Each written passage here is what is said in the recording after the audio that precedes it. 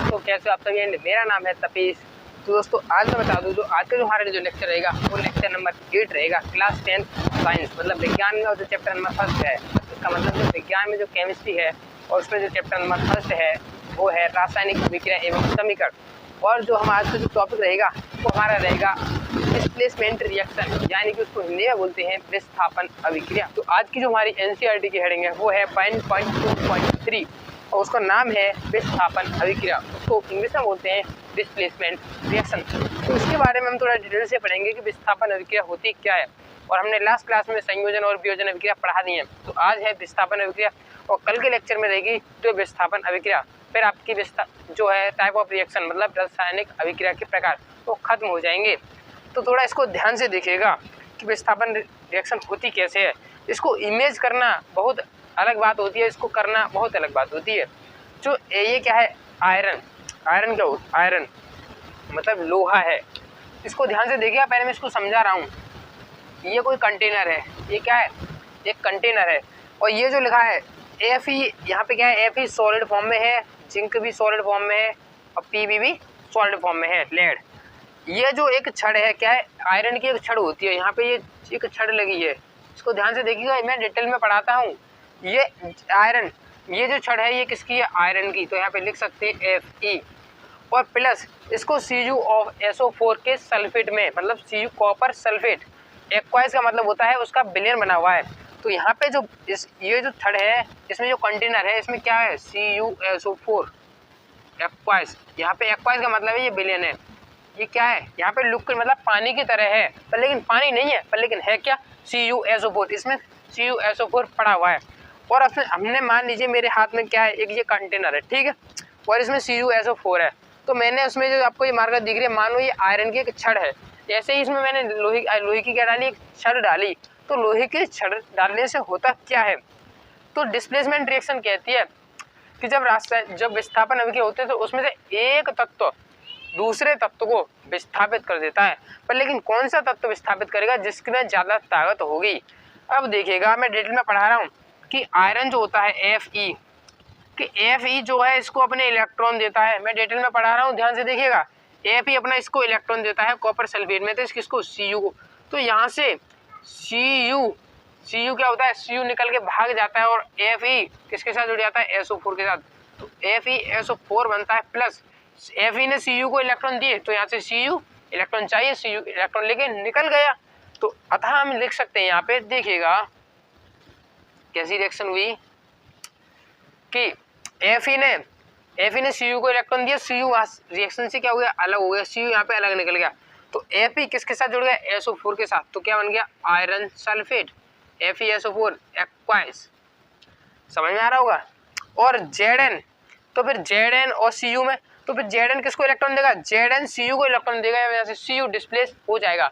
Displacement का मतलब, विस्थापन का मतलब होता है जब कोई जो एलिमेंट है, ये जो तत्व है, ये किसी दूसरे तत्व को विलयन में से उसको विस्थापित कर देता है।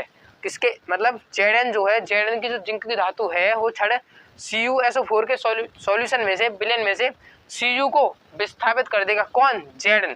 तो यही तो होती है। तो यहाँ से Zn जो है Cu को क्या कर देगा, Cu यहाँ से हट जाएगा, तो Cu अलग निकल गया, प्लस Zn के साथ क्या जुड़ गया, SO4। तो ZnSO4 एक्वाइस, जिंक सल्फेट, और प्लस ऐसे ही Pb Cu को रिप्लेस कर देता है, यहाँ से हटा देता है। तो Pb ये क्या है, Cl2 और प्लस क्या बन गया, कॉपर। आपके समझ में आया होगा कि डिस्प्लेसमेंट रिएक्शन यही तो होती है। यहाँ पे केवल एक एलिमेंट का विस्थापन होगा, तो उस रिएक्शन को तो कहेंगे हम विस्थापन रिएक्शन। यदि मैं करने लग जाऊँ दो एलिमेंट का डिस्प्लेसमेंट, मतलब पहले मैंने यहाँ पे यदि एक की जगह दो लगे होते तो वो हो जाता है डबल डिस्प्लेसमेंट, मतलब कि तो विस्थापन अभिक्रिया। तो इस तरह की जो रिएक्शन होती है, यहाँ से केवल एक ने इसको इलेक्ट्रॉन दिया, यहाँ से Cu क्या हो गया, निकल के हट गया, Cu वाला हो गया। तो Fe किसके साथ जुड़ेगा, तो सबको पता है SO4 बचा, तो FeSO4 के साथ जुड़ जाएगा, ये बन गया FeSO4, अब Cu निकल गया। तो इस तरह की जो रिएक्शन होती है, यहाँ पे हम एक्वाइस लिख सकते हैं। तो इन तरह की रिएक्शन को विस्थापन अभिक्रिया कहते हैं। ये पेपर की दृष्टि से बहुत ज़्यादा मोस्ट इंपॉर्टेंट है कि आपके बोर्ड में आती है कि विस्थापन अभिक्रिया होती क्या है। तो देखिए, जब कोई तत्व किसी जो एक्वाइस होता है उस विलयन में से यहाँ से उसको विस्थापित कर देता है, उस दूसरे एलिमेंट को, तत्वों को विस्थापित कर देता है। तो फिर वो रिएक्शन जो ऐसे करके होती है, तो इस तरह की रिएक्शन को विस्थापन अभिक्रिया कहते हैं। पर लेकिन इसमें इससे थोड़ी ज़्यादा ताकत होगी, तभी तो इसको रिप्लेस मतलब विस्थापित कर सकता है, नहीं तो अन्यथा नहीं कर सकता।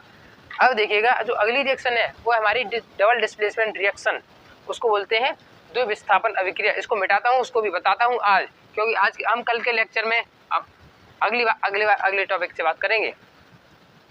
तो अगली जो टॉपिक है वो है 1.2.4, तो उसको बोलते हैं द्विविस्थापन अभिक्रिया।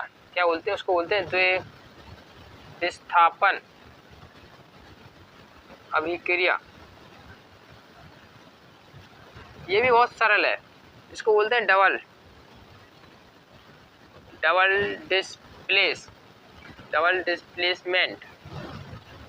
Displacement reaction. ध्यान से देखिएगा डबल डिस्प्लेसमेंट रिएक्शन को कैसे होती क्या है। ध्यान से देखिएगा डबल डिस्प्लेसमेंट रिएक्शन को। मानो आपके पास HCl है और प्लस NaOH है।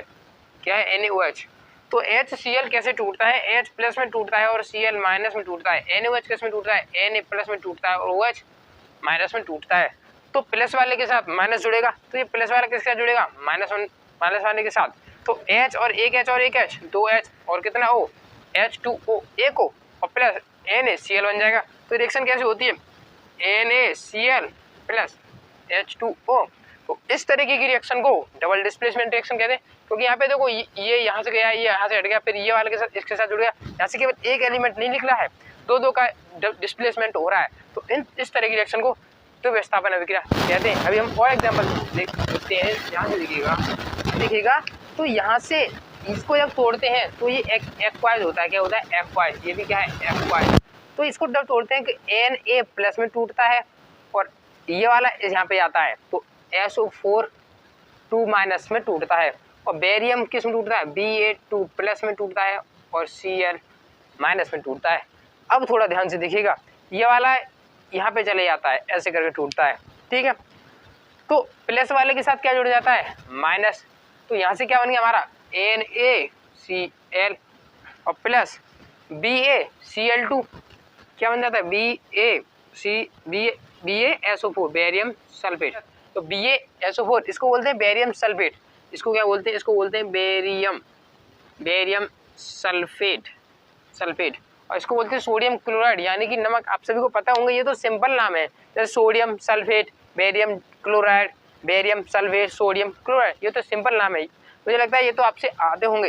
तो दोस्तों आपके समझ में आया होगा कि डबल डिस्प्लेसमेंट रिएक्शन और डिस्प्लेसमेंट रिएक्शन कैसे होती है। ये दोस्तों आपको वीडियो अच्छी लगी तो वीडियो को लाइक और चैनल को सब्सक्राइब करना ना भूलें।